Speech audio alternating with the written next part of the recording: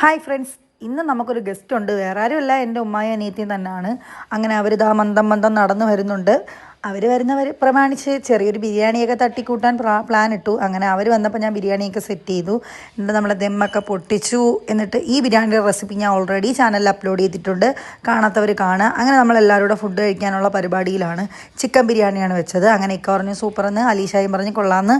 പിന്നെ ഞാൻ തന്നെ ടേസ്റ്റ് ചെയ്ത് നോക്കി ഒന്ന് വിലയിരുത്തണമല്ലോ നമ്മൾ വെച്ചത് എങ്ങനെ ഉണ്ടെന്ന്. പക്ഷേ സൂപ്പറായിരുന്നു, എനിക്കും ഇഷ്ടപ്പെട്ടു. അങ്ങനെ വൈകുന്നേരം ആയപ്പോൾ നമ്മളെല്ലാവരും കൂടെ ഒരു പെരുന്നാൾ പർച്ചേസിങ്ങിന് പോകാൻ വേണ്ടി ഇറങ്ങിയിട്ടുണ്ടായിരുന്നു. അങ്ങനെ നേരെ 2 നൈറ്റി എടുത്തിട്ടുണ്ടായിരുന്നു. അതൊന്ന് ജസ്റ്റ് ഒന്ന് നമുക്ക് മാറ്റി മേടിക്കണം, നമ്മുടെ സൈസല്ല. അങ്ങനെ റെജീനയിലാണ് ആദ്യം പോകുന്നത്. റിട്ടേൺ അടിച്ച് മേടിച്ചിട്ട് വേണം പുതിയ ഐറ്റം പർച്ചേസ് ചെയ്യാൻ വേണ്ടി. അങ്ങനെ റിട്ടേണൊക്കെ അവിടെ കൊടുത്തു. എന്നിട്ട് നമ്മളിതാ ലിഫ്റ്റിലൊക്കെ കയറി നേരെ ഇവർ രണ്ടുപേരും ഞാൻ ആദ്യമേ ലിഫ്റ്റിൽ കയറ്റി വിട്ടു. എന്നിട്ട് പറഞ്ഞ് നിങ്ങൾ ടൈം വേസ്റ്റ് ചെയ്യേണ്ട, പോയി പർച്ചേസ് ചെയ്യാൻ പറഞ്ഞു. അങ്ങനെ അവർ പോയി. പിന്നെ ഞാനെന്താ പോവുകയാണ്.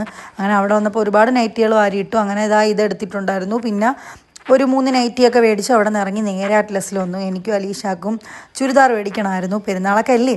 അങ്ങനെ നമ്മൾ ചുരിദാറിൻ്റെ സെക്ഷനിലോട്ട് പോയി. എനിക്ക് ഈ ഒരു ചുരിദാർ എടുത്തു, അലീഷാക്കും നമുക്ക് രണ്ടുപേർക്കും സെയിം തന്നെയാണ്.